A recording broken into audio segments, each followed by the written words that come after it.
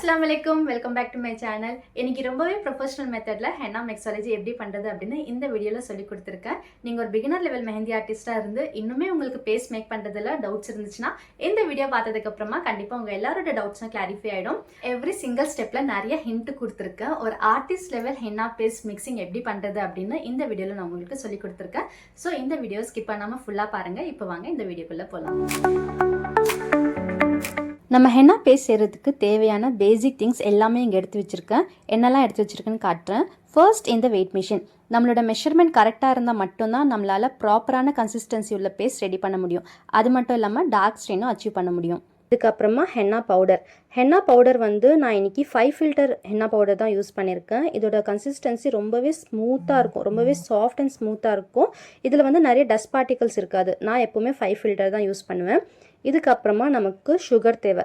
Sugar நீங்கள் எந்த ஃபார்மில் வேணாலும் எடுத்துக்கலாம். நீங்கள் கிறிஸ்டல் ஃபார்ம் இந்த மாதிரி எடுத்துக்கலாம். அப்படி இல்லைனா நீங்கள் பவுடர் பண்ணி பவுடர் ஃபார்மில் கூட எடுத்துக்கலாம்.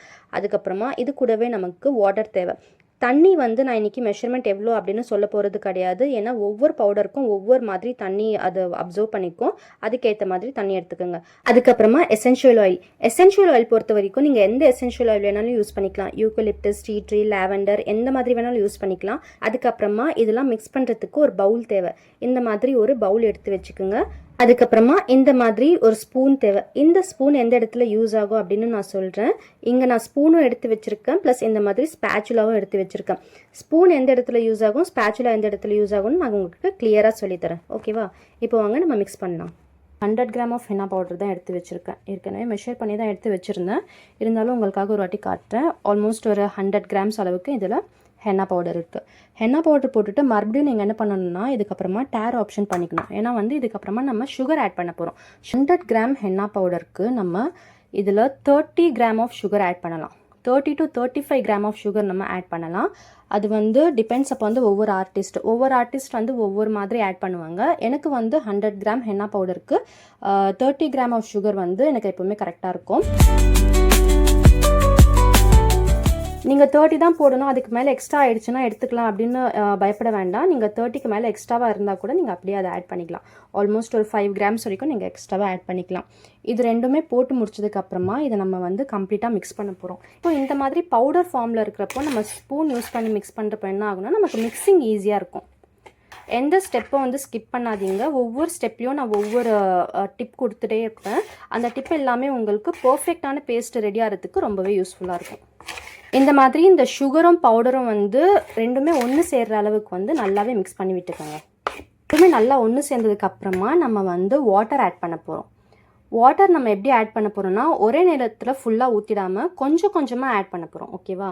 ஏன்னா நம்ம நிறைய வாட்டர் ஆட் பண்ணிட்டோம்னா அதோட கன்சிஸ்டன்சி நமக்கு சில நேரத்தில் ரொம்பவே தண்ணியாக ஆகிறதுக்கான சான்சஸ் இருக்குது. அதனால் கொஞ்சம் கொஞ்சமாக வாட்டர் ஆட் பண்ணிக்கோங்க.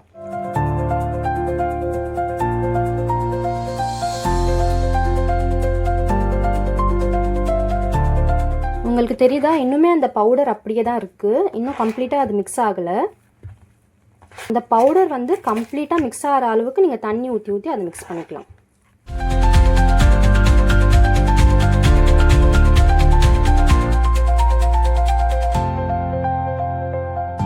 இப்போ நீங்கள் பார்த்தீங்கன்னா இந்த அளவுக்கு எனக்கு பேஸ்ட் ரொம்பவே திக்காக இருக்குது.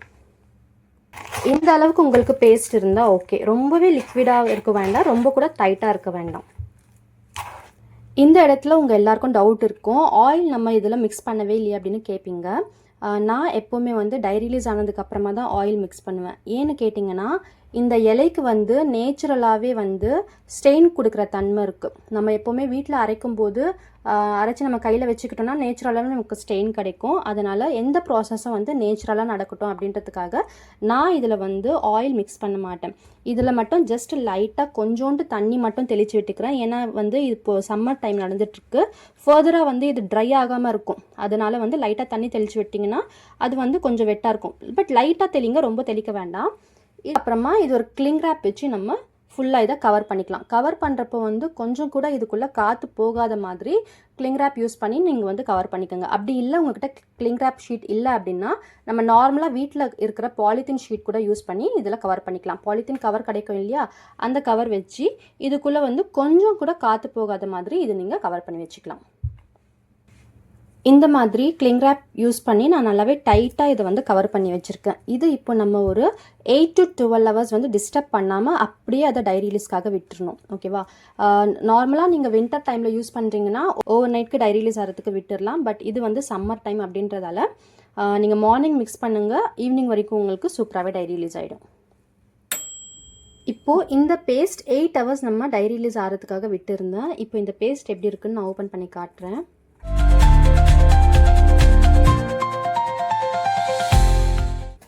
இப்போ பாருங்கள், இதில் எவ்வளோ அழகாக கலர் விட்டுருக்கு அப்படின்னு காட்டுறேன் உங்களுக்கு. மேலேருந்து பார்த்தா இந்த மாதிரி ப்ரௌன் கலரில் இருக்கும். சைடில் அந்த நம்ம ஸ்ப்ரிங்கிள் பண்ணி விட்ட வாட்டர் எல்லாமே இப்போது ரெட்டிஷ் கலரில் மாறியிருக்கு. இதுக்குள்ளே நீங்கள் பார்த்தீங்கன்னா இந்த மாதிரி ஃப்ரெஷ் க்ரீன் கலரில் இருக்கணும். இதுதான் வந்து ஒரு நல்ல பவுடருக்கான சிம்டம்ஸ். இந்த பவுடர் வந்து ரொம்பவே ஸ்மூத் அண்ட் ஸ்ட்ரிங்கியாக உங்களுக்கு கிடைக்கும். இந்த மாதிரி ஓரளவுக்கு இந்த பேஸ்ட்டை வந்து மிக்ஸ் பண்ணி விட்டுட்டு இதுக்கப்புறமா தான் நம்ம வந்து எசென்ஷியல் ஆயில் யூஸ் பண்ண போகிறோம். ஓகேவா? இன்றைக்கி நான் மெஷரிங் கப்பில் கரெக்டாக எக்ஸாக்டாக 30 ml of essential oil add பண்ணியிருக்கேன். 100 கிராம் பேஸ்ட்டுக்கு 30 ml ஆஃப் எசென்ஷியல் ஆயில் தான் கரெக்டாக இருக்கும். இது வந்து eucalyptus and tea tree mix பண்ணியிருக்கிற எசென்ஷியல் ஆயில். ஓகேவா? இந்த ஆயில் இதில் நல்லாவே மிக்ஸ் பண்ணி கொஞ்சம் கொஞ்சமாக பிளெண்ட் பண்ணணும். இது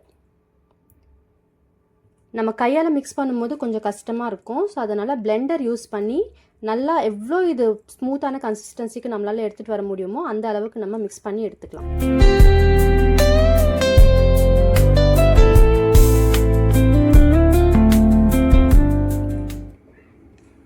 இப்போ ஒரு 5 to 10 minutes நல்லா பீட் பண்ணி எடுத்துகிட்டு வந்திருக்கேன். இந்த பேஸ்ட் இப்போது முதல்ல இருந்ததுக்கும் இப்போ இருந்ததுக்கும் டிஃப்ரென்ஸ் பாருங்கள்.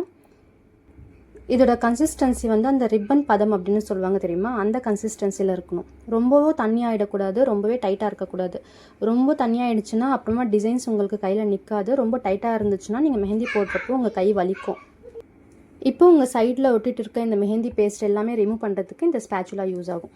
நீங்கள் அந்த ஸ்பூனில் யூஸ் பண்ணுறப்போ அவ்வளோ உங்களுக்கு வராது. பட் வந்து ஸ்பேச்சுலா இது வந்து ரொம்பவே க்ளீனாக வைப் பண்ணி உங்களுக்கு கொடுத்துரும்.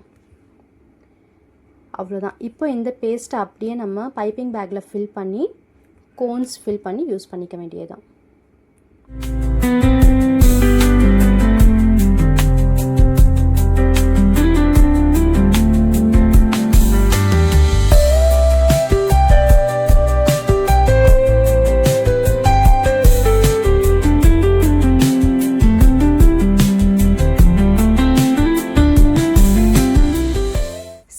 இந்த வீடியோ நீங்கள் பார்த்துருப்பீங்க. இந்த வீடியோ உங்கள் எல்லாருக்கும் ஹெல்ப்ஃபுல்லாக இருக்கும் அப்படின்னு நம்புகிறேன். இந்த வீடியோ உங்களுக்கு பிடிச்சிருந்துச்சுன்னா லைக் பண்ணிக்கோங்க. அப்படியே உங்கள் மெஹந்தி ஆர்டிஸ்ட் ஃப்ரெண்ட் கூட இந்த வீடியோ நீங்கள் ஷேர் பண்ணிக்கோங்க. இந்த மாதிரி நிறையவே யூஸ்ஃபுல்லான வீடியோஸ் பார்க்குறதுக்கு நம்ம சேனலை சப்ஸ்கிரைப் பண்ணிக்கோங்க. அது வரைக்கும் அடுத்த வீடியோவில் பார்க்கலாம். பாய்.